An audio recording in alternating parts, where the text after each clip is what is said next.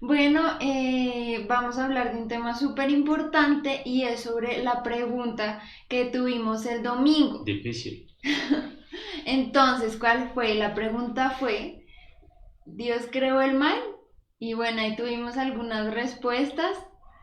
Ya vamos a mirar cuáles fueron los resultados para que No ustedes lo también vemos un momento. sepan. Los invitamos a que todos los domingos participen porque es muy chévere, bueno, saber qué es lo que pensamos unos, no todos pensamos igual, vamos a llegar a un acuerdo todos vamos a aprender acá, allá, es súper chévere. Entonces, Los resultados. el resultado fue, habían dos opciones, una era no, el mal es la ausencia de Dios y la otra era sí, Dios lo creó todo y es Satanás. Es bastante difícil saber cuál es, porque como que en las dos justificaciones uno puede decir, de pronto existe razón. Algo.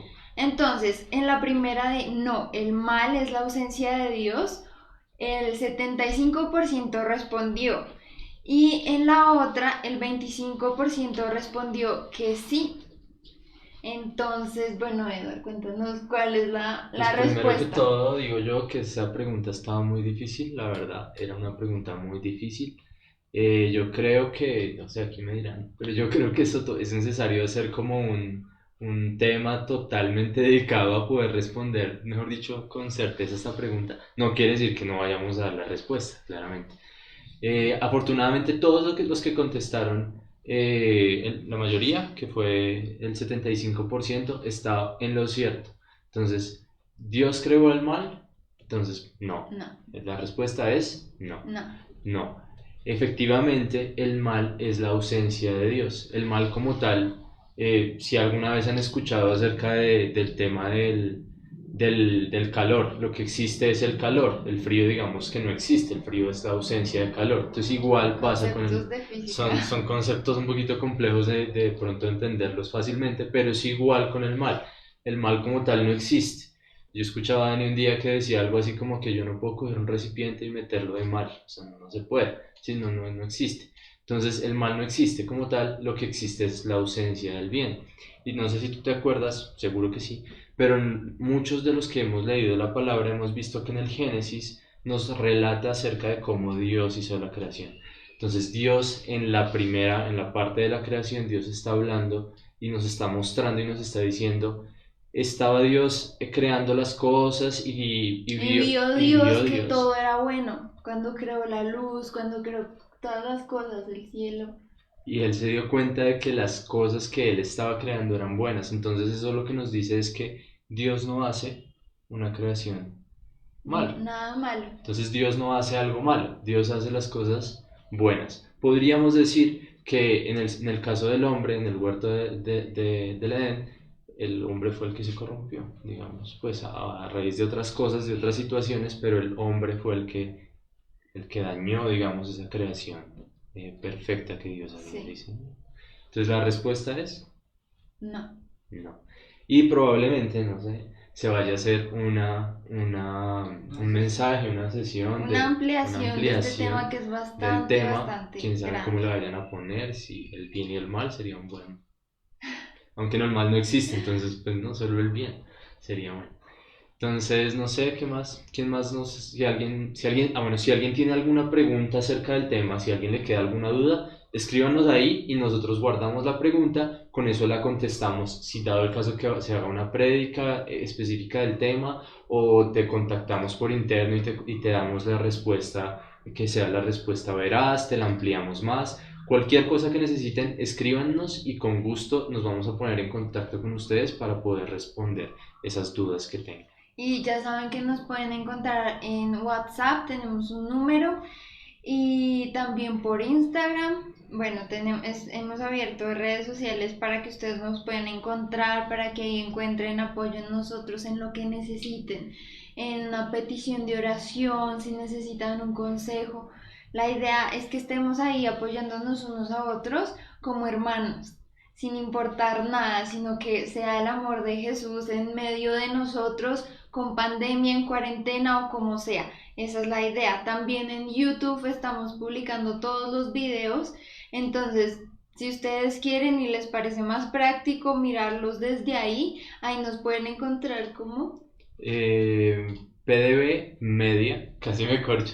PDB Media en YouTube. Están casi todos, algunos no se suben ahí por cuestiones de que la calidad de pronto no fue muy buena en Facebook, tuvimos algún problema en el internet. Y a YouTube se sube el video de solamente el mensaje, entonces no se sube toda esta cosita, sino solo el mensaje. La persona que vio el mensaje ese día se corta y se sube solo el mensaje. Entonces son 30-35 minutos por si quieres verlo y te es más práctico en YouTube, puedes ir a buscarlo. Sí, bueno, y por último recuerden que estaremos el domingo a las 6 de la tarde, hora Colombia también, para reunirnos y escuchar la palabra de Dios. Entonces, bueno, creo que tenemos un invitado, ¿cierto? Hay un invitado el domingo, entonces ya la conocen, es la pastora Shelly de Estados Unidos. Entonces ya la conocen, ella estuvo en el primer envío que hicimos hace casi 3 meses o 2 meses. 2 meses. Mal de la cuarentena lo tiene mal. Hace 2 meses, entonces ella va a estar el domingo dando un mensaje de bendición claramente. Entonces, bueno, esperamos que se conecten hoy hasta el final, mejor dicho, hasta el último segundo de este envío. Quédense, siempre de pronto hay algo nuevo, no se lo pierdan. Y estamos charlando. Adiós.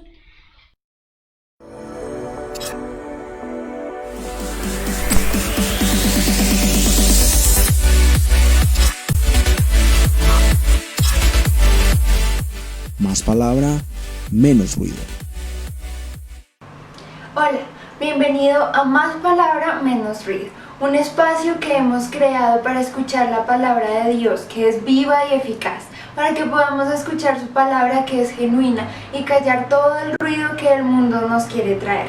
Prepara una Biblia y tu cuaderno y escuchemos juntos lo que Dios nos quiere enseñar. Hola a todos, buenas noches. Estoy una vez más aquí con ustedes para traer una nueva enseñanza. Estoy muy feliz de estar aquí. Para mí realmente es algo muy grato, es una gran bendición para mí. Y más sabiendo que pues sé que el Señor nos habla a todos por medio de este momento, pero pues obviamente a mí es como el primero al que me habla, pues porque tengo que preparar esto y pues es algo que me edifica a mí y sé que te va a edificar a ti también. Entonces hoy estamos con nuestra tercera parte de nuestra serie Fe y vamos a hablar acerca de los enemigos de la fe, porque sí, hay unos enemigos, algo que siempre quiere levantarse en contra de nuestra fe y es algo que, bueno, a veces dramatizamos mucho. Y de pronto puede sonar un poco fuerte la palabra dramatizar, porque de todas formas pues siempre hay momentos de dificultad, momentos que son difíciles para nosotros como seres humanos, porque pues en nuestra capacidad humana nunca vamos a lograr muchas cosas, pero sí, también a veces en esa misma capacidad humana dramatizamos muchas cosas que a la final, cuando vamos y entendemos esto, podemos perfectamente vivir estas cosas sabiendo una cosa muy importante, y es que Jesús venció en la cruz estos enemigos, estas cosas que se van a levantar en contra de nuestra fe. Jesús ya las venció. Entonces cuando entendemos esto y tenemos el conocimiento pleno de esto, digamos que dejamos de irnos por el lado de dramatizar las cosas, y obviamente que eso ya es algo muy neto de conocimiento, ¿no? Porque si tenemos falta de conocimiento, pues no sabemos que Jesús venció eso, pero al contrario, si conocemos y entendemos esto, vamos a poder vivir aún esos momentos de dificultad, pero sabiendo que ya tenemos la victoria en esto. Y quiero que vayamos a 1 Timoteo 6:12. Esta fue una carta que le escribió el apóstol Pablo a Timoteo. Y él le escribe lo siguiente: pelea la buena batalla por la fe verdadera, aférrate a la vida eterna a la que Dios te llamó y que declaraste también delante de muchos testigos. Entonces esto fue una de las cosas que hizo Timoteo, declaró su fe delante de muchos testigos. Entonces tú de pronto ya has recibido a Jesús en tu corazón en algún momento, o en algún momento que no puede pasar de este momento, recibes a Cristo en tu corazón. Entonces, si tú no has recibido a Cristo en tu corazón, haz una oración en estos momentos, dile al Señor Jesús que Él es tu Salvador, que lo reconoces como tu Señor, como el único Salvador de tu vida, que por medio de Él, de su sacrificio en la cruz, puedes encontrar el amor verdadero, y que al recibirlo, y declara eso para tu vida, que recibes a Jesús en tu vida y ahora eres hecho hijo de Dios. Entonces, así como esa oración que tú en algún momento hiciste o que hiciste en estos momentos, esto mismo hizo Timoteo. Él recibió a Cristo en su vida y lo declaró delante de muchos testigos, como dice la Biblia. Pero Pablo le dice aquí: pelea la buena batalla de la fe. En una traducción que es Reina Valera lo dice así: pelea la buena batalla de la fe. Y esto nos dice que al recibir a Cristo en nuestras vidas, digamos que fuimos invitados a pelear una batalla. Ahora, esta batalla es una batalla que hay que aclarar. Primero, es una batalla que no peleamos solos. Es una batalla que peleamos con la ayuda del Espíritu Santo por medio de la palabra de Dios. Pero es una batalla que también ya ha sido vencida. Es decir, ya alguien ganó esa batalla y fue Jesús en la cruz. Venció esa batalla. Y no solo la venció, sino que nos dio a nosotros la victoria sobre esa batalla. Entonces, ¿esa batalla contra quién es? Pues si es la buena batalla de la fe o de la fe verdadera, es una batalla contra lo contrario a esa fe verdadera, que son los enemigos de la fe. Bien, entonces, aclarado eso, tenemos que entender que, bueno, cuando recibimos a Cristo en nuestras vidas, ya recibimos la victoria sobre esta batalla. Y vamos a hablar entonces acerca de los enemigos de la fe. Y más que enumerar uno por otro enemigo, yo lo que hice fue como agrupar, digamos, o juntar varios enemigos que se relacionan entre sí. Ahora, todos estos enemigos, directa o indirectamente, se van a relacionar porque una cosa nos va a llevar a la otra.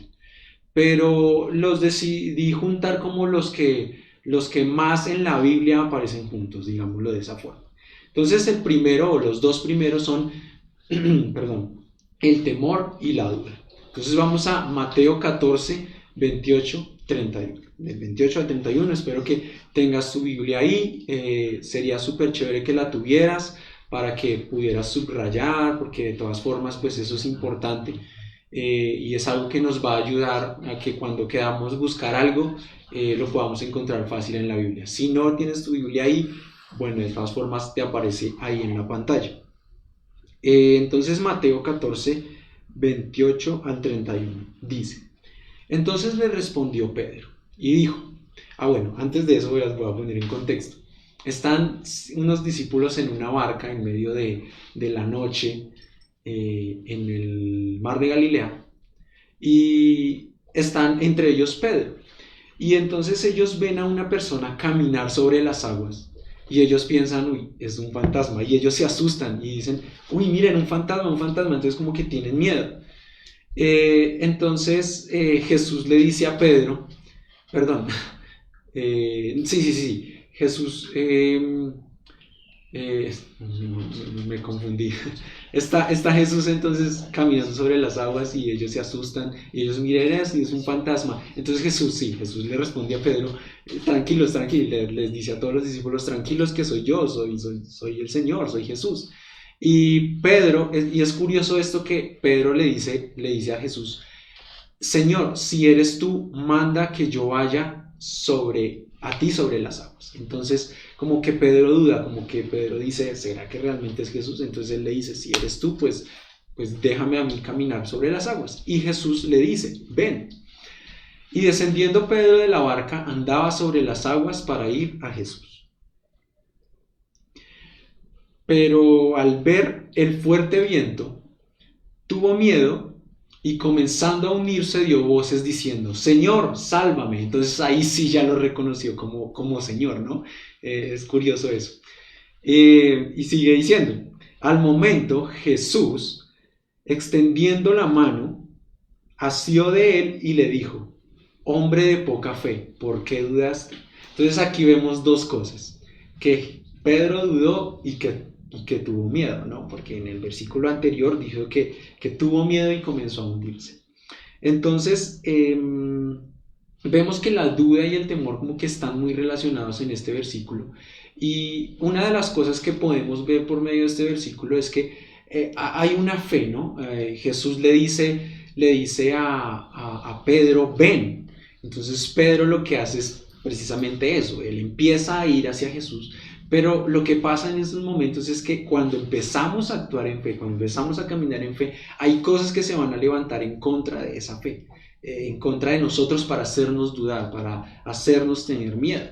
Y en este caso, para Pedro, fue el viento y todo lo que nos dice ahí, que al ver el viento, entonces supongo yo que él vio las ráfagas de viento muy seguramente sobre el mar, lo que escuchó, y al ver todo eso a su alrededor, dejó de ver hacia adelante, dejó de ver hacia donde iba y se fijó más como hacia su lado derecho, lado izquierdo, a lo que oía. Y esas son esas cosas que quieren como desviar nuestra mirada de nuestra fe, de hacia dónde vamos, de la palabra de Dios, porque literalmente Jesús le dijo, ven. Entonces él empezó a actuar en la palabra de Dios, pero tuvo temor y ese temor lo hizo dudar y por lo tanto él empezó a hundirse. Entonces aquí podemos entender que la duda puede ser voluntaria e involuntaria. Sí, es algo que muchas veces, dependiendo del contexto, lo vamos a ver de una forma o de otra. Ahora, la duda voluntaria es cuando una persona no obedece la palabra de Dios o niega la palabra de Dios. Entonces, por ejemplo, como si Pedro no le hubiese hecho caso al ven de Jesús, ¿sí? Es como si Jesús le hubiese dicho, ven, Pedro, ven, y Pedro hubiese dicho, no voy a ir. Eso es, digamos que la duda voluntaria. Pero la duda involuntaria es cuando hay falta de conocimiento. ¿Conocimiento de qué? De la palabra de Dios. Pero cuando tenemos esa duda, sea voluntaria o involuntaria, digamos, si queremos vencer esa duda, que lo importante y lo que queremos, a lo que queremos llegar, es a vencerla, ¿sí? Que eso no sea más fuerte que nosotros. Y lo primero que hay que hacer es reconocer que dudé, que muchas veces dudo, que soy incrédulo, ¿sí? Porque a veces nos pasa. Yo estoy seguro que en algún momento de nuestras vidas respecto a alguna situación, tú y yo hemos dudado en algún momento. Pero hay una gran diferencia entre sencillamente como pensarlo, como será que sí, y reaccionar enseguida. Entonces, ese es el segundo, digamos que pilar importante para vencer la duda, no reconocerlo. No confesarlo. Reconocerlo primero, segundo, no confesarlo. Y no confesar que soy un incrédulo. No confesar que vamos a seguir dudando, porque si confesamos que somos incrédulos y que dudamos, nuestras propias palabras nos están llevando a eso y nos están, digamos, atando a que somos incrédulos y nos quedamos ahí. Pero cuando no lo confesamos y confesamos lo contrario, que a pesar de que en algún momento dudé, yo voy a cambiar esa forma de vivir respecto a esto. Y lo tercero es rechazarlo. Entonces, cuando no lo confieso, prácticamente lo que estoy haciendo es rechazar la duda. Entonces, cuando rechazo la duda, acepto la fe. Y es algo que debemos hacer en nuestras vidas. La duda nace del corazón. Entonces, hay que decirle a ese problema, hay que decirle a esa dificultad que estamos viviendo, a esa duda específicamente en este caso, que se vaya de nuestras vidas. Y sin dudarlo, tenemos que hacerlo con autoridad. Recordemos que en Jesús hemos recibido autoridad. Y tenemos que accionar esa autoridad. La duda no va a permitir que la fe funcione, porque la duda es contraria a la fe. Entonces hay que creer más en las promesas de Dios que en las circunstancias. Y eso es a lo que yo me refiero cuando dramatizamos, porque tenemos las promesas de Dios ahí, pero queremos irnos más por el lado de las circunstancias. Entonces, ay, pobrecito yo, ay, qué situación tan difícil, ay, qué embarrada. Y no vemos las promesas de Dios que dice que somos más que vencedores que dice que por la cruz hemos vencido todo y nos dramatizamos más por el lado de las circunstancias. Entonces hay que ver menos las circunstancias y hay que ver más las promesas de Dios a nuestras vidas. Y la mayor cura ante la duda es conocer y obedecer la palabra de Dios. Esta es la clave para nosotros, rechazar la duda de nuestra vida. Cuando aceptamos obedecer la palabra de Dios y la conocemos, le estamos diciendo a la duda: vete de mi vida porque no tienes importancia, y estamos allá apagando esa duda, callando las voces de la duda para oír la palabra de Dios y obedecer. Vamos a Marcos 5:36, y antes de que lleguemos allá, les voy a contar un poco y les voy a poner más o menos en contexto. Jesús está caminando por medio de la multitud de la gente y llega un hombre llamado Jairo y le dice a Jesús: Jesús, mi hija está muriendo, por favor, sánala. Entonces Jesús va a camino a salvar a la hija de Jairo, pero en medio del camino hay una mujer del flujo de sangre, seguramente hemos escuchado esa historia, y ella piensa: si tan solo toco el borde de su manto, seré sana. Y ella va y lo hace, toca el borde de su manto y es sana. Y Jesús sabe que poder salió de él. Entonces él se queda como distraído aparentemente en esa situación y pregunta a todo el mundo: bueno, ¿quién me tocó? Porque es que yo sentí que hubo poder que salió de mí. Y la mujer dice: fui yo. Y le cuenta lo que pensó y lo que hizo, y Jesús le dijo: tu fe te ha salvado. Pero en esos momentos Jairo le dice como: vamos rápido a salvar a mi hija, Jesús, por favor. Y alguien de los que está ahí en la multitud le dice a Jairo: no molestes más al maestro, tu hija ya murió. Entonces yo me imagino como la situación y la reacción de Jairo fue como, yo qué sé, como un frío que le pasó por todo el cuerpo. Seguramente sintió preocupación, sintió angustia, pero a la vez de pronto sintió impotencia. Bueno, no lo especifica ahí, pero yo me imagino que pudo haber sido así. Y dice en Marcos 5:36, Jesús no hizo caso a lo que ellos dijeron, sino que le dijo a Jairo: no tengas miedo, solamente confía. Entonces aquí vemos que de pronto Jairo no llegó a tener miedo, pero sí llegó de pronto a dudar un poco y a angustiarse y a tener preocupación por la situación. Entonces allí tenemos que el temor viene cuando hay preocupación. Cuando Pedro empezó a caminar sobre las aguas, él se preocupó por lo que vio a su alrededor, temió, dudó y se hundió. Y entonces aquí en el caso de Jairo no dice específicamente que él tuvo miedo, pero muy seguramente sí se preocupó, y seguramente Jesús le vio su cara de preocupación, su cara de angustia, y él le dijo: no tengas miedo, o sea, no llegues al temor, sino confía.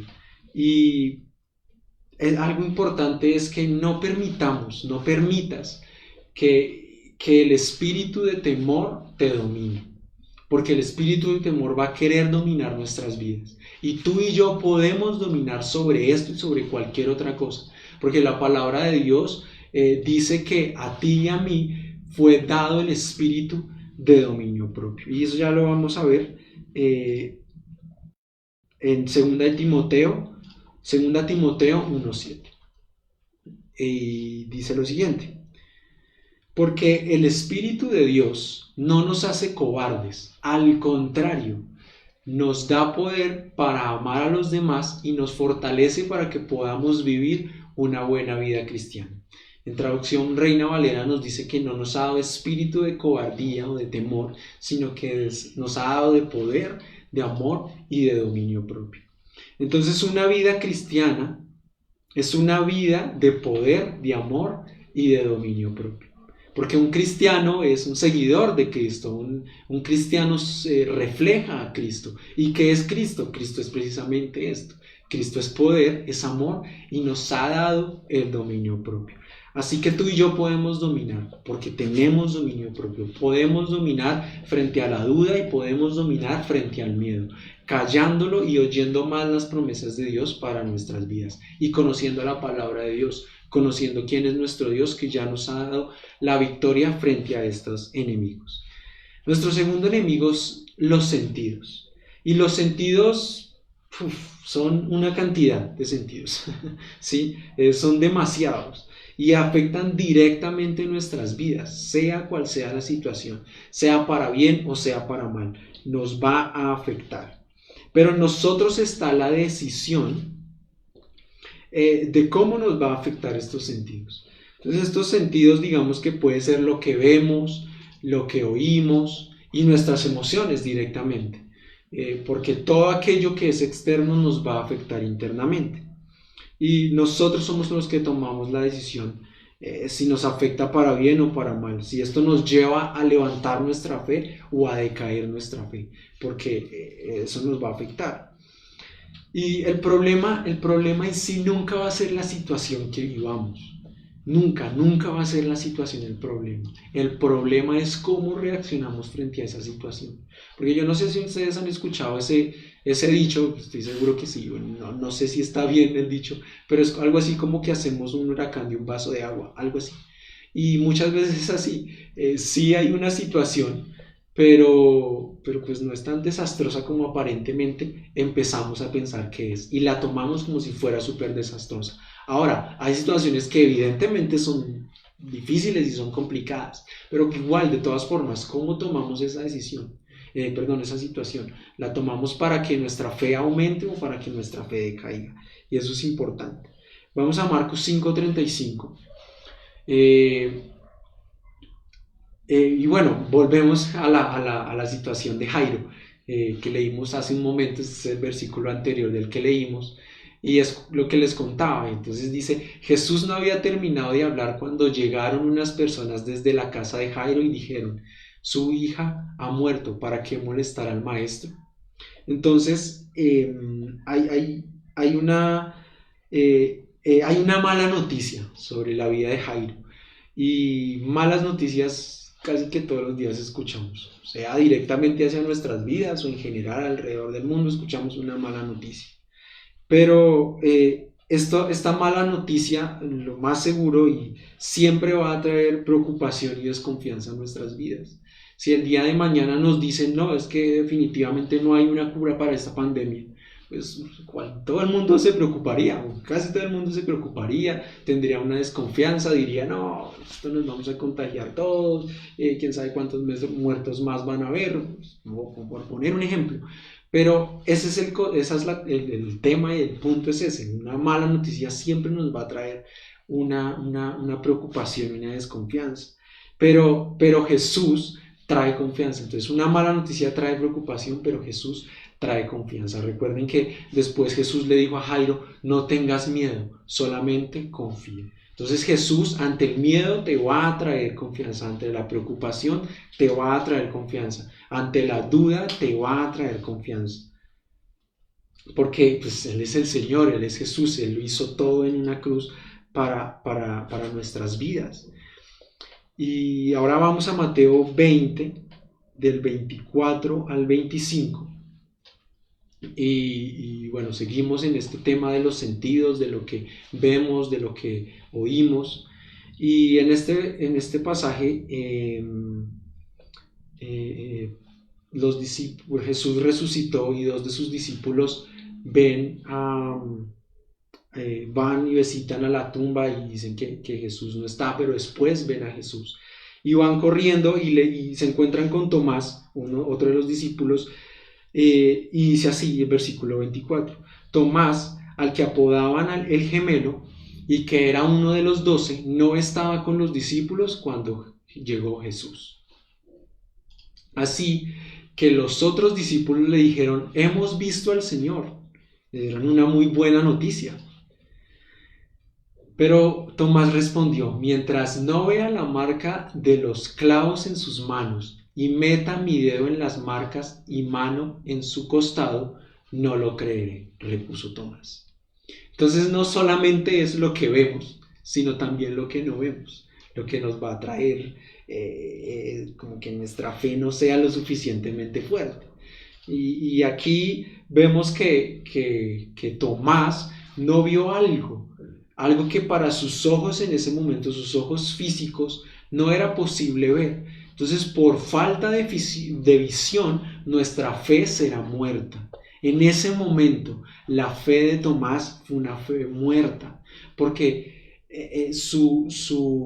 digamos, lo que él hablaba y su actitud frente a esta situación no era una acción no era una fe en acción de acuerdo a su fe real, que se supone que es Jesús, ¿no? Que se supone que es la fe verdadera para Tomás en ese momento. Pero fue una fe muerta porque él no actuó conforme a esa fe verdadera. Entonces, falta de visión, por falta de visión nuestra fe será muerta.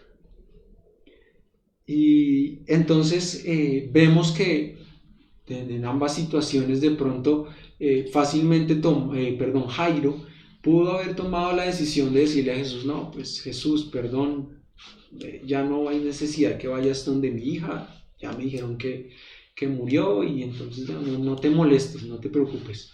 Y ya, pudo haber sido la decisión de Tomás. Si hubiese tomado decisión basada en sus emociones, porque estoy seguro que Jairo en esos momentos sintió mucha preocupación y sintió impotencia, como que ya no podía hacer nada, estoy seguro, porque es lo que sentimos nosotros muchas veces. Y en el caso de Tomás, Tomás pudo haber dijo esto, pero tomó su decisión de no creer hasta que no viera, y eso son puras emociones humanas en nuestras vidas. Entonces no debemos tomar decisiones basadas en nuestras emociones. Yo personalmente muchas veces tomé decisiones basadas en emociones, y eso me llevaron al fracaso, me llevaron a fallar, me llevaron a desconfiar muchas veces digamos que en lo bueno que tenía Dios para mi vida, pero pues no es culpa de Dios, es culpa de uno mismo que toma malas decisiones porque se basa en emociones. Entonces no hagamos esto y venzamos todos estos enemigos de nuestros sentidos, lo que vemos, lo que no vemos, lo que oímos, lo que no oímos, y nuestras emociones, que a veces, son loquísimas. Entonces no hagamos esto, y que toda la situación que veamos, nuestras emociones, más bien nuestros sentidos, lleven a que nuestra fe sea más fuerte. Tercer enemigo: no ser estables en Dios. Y este es uno de los problemas más complicados, porque si no somos estables en Dios, nuestros sentidos no son estables, y nuestra duda y temor pueden llegar fácilmente y nos van a hacer caer nuestra fe. Entonces el no ser estables en Dios va a llevar a que definitivamente nuestra fe sea rota completamente, porque no va a ser una fe inquebrantable. Vamos a Santiago 1, del 6 al 7. Dice así: eso sí, debe pedirla con la seguridad de que Dios se la dará, porque los que dudan son como olas del mar, que el viento lleva de un lado a otro. La gente no es confiable ni capaz de tomar buenas decisiones. La gente que no es confiable ni capaz de tomar buenas decisiones no recibirá nada del Señor. Entonces en el versículo 6 nos está diciendo, nos está volviendo a hablar de la duda, que la duda, las personas que dudan son como las olas del mar, ¿no? Que van de un lado al otro. Y en el versículo siguiente nos está diciendo lo que hablábamos hace un momento. Cuando no tomamos buenas decisiones, no vamos a recibir nada de parte de Dios, porque estamos tomando decisiones contrarias a la voluntad de Dios. Y esas, por lo general, es cuando tomamos decisiones basadas en las emociones. Así que aquel que no está firme en Dios va de un lado a otro sin rumbo. Va de temor en temor, y esto pues, nos va a llevar a algo peor todavía, de preocupación en preocupación. Entonces eso demuestra ser alguien inestable en Dios. Entonces debemos conocer la palabra de Dios y dejar que gobierne en nuestras vidas para que podamos conocer a Dios, para poder ser estables en Dios y poder vencer este enemigo tan fuerte que es la ignorancia, porque es ignorancia de la palabra de Dios, es ignorancia de nuestro Dios. Tenemos que conocerlo, conocer a ese Padre que, como dice la palabra de Dios, que tiene pensamientos de bien y no de mal para nosotros. Cuando entendemos esto, eso nos ayuda a ser fuertes en Dios, a conocer al Padre y a vencer todos los enemigos que se levantan. Cuarto enemigo, ahí aparece tercero, perdón, lo escribí mal, en realidad es el tercero, y es la falta de humildad. Y es algo demasiado común hoy en día, y es difícil porque uno en su capacidad humana siempre va a querer hacer lo suyo a su manera, y eso es orgullo porque no reconocemos que Dios es quien tiene lo mejor para nosotros y que en nuestras capacidades no podemos. Ninguno de nosotros hubiese podido ir a esa cruz y morir por el pecado del mundo, ninguno de nosotros. Y a veces ni siquiera reconocemos que Jesús era el único capaz de hacerlo, lo hizo y no lo reconocemos. Y eso es falta de humildad. Proverbios 11:2, y este proverbio me gusta mucho. Dice, el orgulloso termina en la vergüenza y el humilde llega a ser sabio. La humildad nos va a llevar a Jesús y en Jesús vamos a recibir sabiduría. Pero cuando queremos ser contrarios a lo humilde, a lo orgulloso, queremos ser orgullosos, queremos como que por mi propia cuenta, por mi capacidad, yo logré esto, yo hice lo otro, y eso nos va a llevar a la vergüenza. ¿Y por qué a la vergüenza? Porque pues vamos a fracasar. La humildad nos va a llevar a la sabiduría, quien es Jesús, y a Jesús debemos llegar con fe. Sin fe es imposible agradar a Dios. Sin fe es imposible llegar a Jesús y por lo tanto es imposible llegar a Dios. Debemos ser humildes para poder recibir esa fe y decidir esa fe. Pero el orgulloso cree que puede hacer todo solo, con su capacidad. Pero eso lo va a llevar a fallar. El orgullo producirá un corazón endurecido, sin dependencia ni reconocimiento de Dios. Y eso lo podemos evidenciar en muchas personas, de pronto a nuestro alrededor, yo qué sé, pero unas cosas muy importantes, un ejemplo muy importante, y ejemplos, porque son varios, importantes que podemos ver, son de pronto los presidentes de los gobiernos del mundo.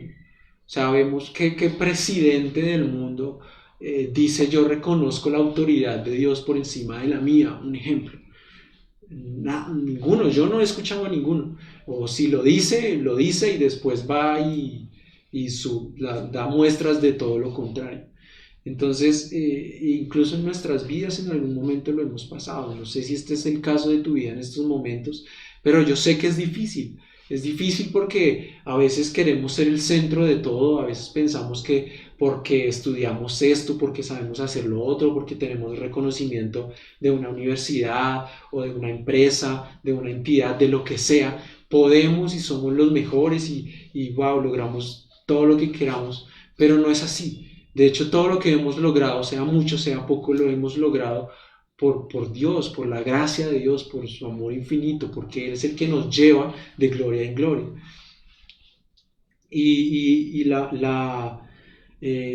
Es algo que podemos ver en nuestras vidas incluso. Entonces debemos ser humildes. Por eso, aun cuando por algún tiempo tengan que pasar por muchos problemas y dificultades, alégrense. La confianza que ustedes tienen en Dios es como el oro. Así como la calidad del oro se pone a prueba con el fuego, la confianza que ustedes tienen en Dios se pone a prueba con los problemas. Esto lo que nos quiere decir y nos lleva a entender que nuestra fe va a ser probada. De alguna u otra forma, directa o indirectamente, va a ser probada. Pero dice la palabra de Dios, alégrense. Porque, perdón, me la quitaron. Ponme la otra, por favor. La confianza que ustedes tienen en Dios es como el oro. El oro se prueba con el fuego. Si es un fuego, si es oro real o no es real, se prueba con el fuego. Y asimismo nosotros tendremos que pasar por el fuego. Tendremos que pasar por problemas, por dificultades, por pruebas, por desiertos, bueno, llámalo como quieras. Pero el caso es que, ¿cómo tomas tú ese momento? ¿Vas a salir de ahí siendo con un dictamen, digámoslo así, o un resultado de que tu fe es verdadera, de que tu fe es fuerte, o que tu fe es débil y tu fe recae? Primera de Pedro 1, 6, 7 nos dice, es esta misma, solo que esta es en otra versión.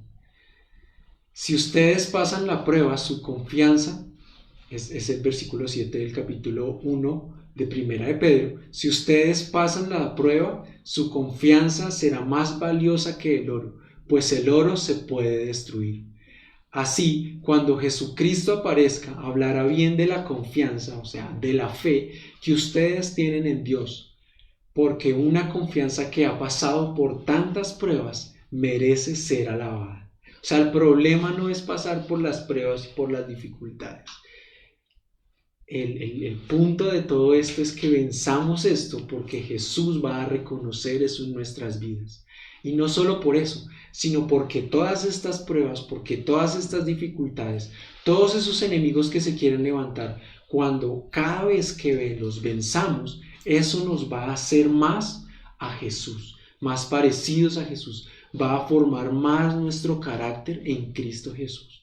Va a ayudarnos a que Jesús sea por medio de su Espíritu Santo nuestra guía y nuestra fortaleza. Eso es algo que debemos, que entender. Esto nos va a ayudar a que Jesús sea formado en nosotros. Y por eso es que hacemos estas transmisiones, porque el anhelo de nuestro corazón es que Jesús sea formado en ti y en mí.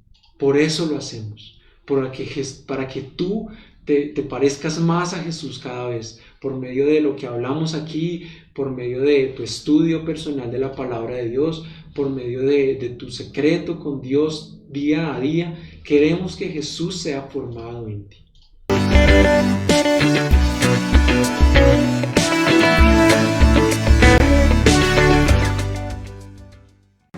Estamos felices que te hayas conectado con nosotros y que estés aquí. Queremos decirte que la razón de esta transmisión es que sepas que Jesús te ama sin importar quién eres y qué hayas hecho. Hoy tienes la oportunidad de disfrutar la buena vida que Él te da. Si deseas recibir el perdón y la gracia que Jesús quiere darte hoy, repite esta oración, teniendo en cuenta que debes hacerlo de corazón. Amado Padre, acudo a ti en el nombre de Jesús. Te pido perdón por mis fallas y mis errores. Sé que tú no me rechazarás, sino que me acoges y te agradezco por eso. creo en mi corazón que Jesús es el Hijo de Dios. Y creo que Él resucitó de entre los muertos para mi justificación. Y lo confieso ahora como mi Señor. Ahora recibo la justicia de Dios en Cristo y soy salvo. Acabas de hacer la declaración más importante de tu vida. Ahora eres hijo de Dios y el Espíritu de Dios vive en ti. Todo es nuevo ahora. Si quieres saber más, comunícate con nosotros. Visita nuestra página en Facebook @palabradevidaus y contáctanos a nuestro número. Eres importante para nosotros. Te mandamos un abrazo y recuerda que eres un bendecido.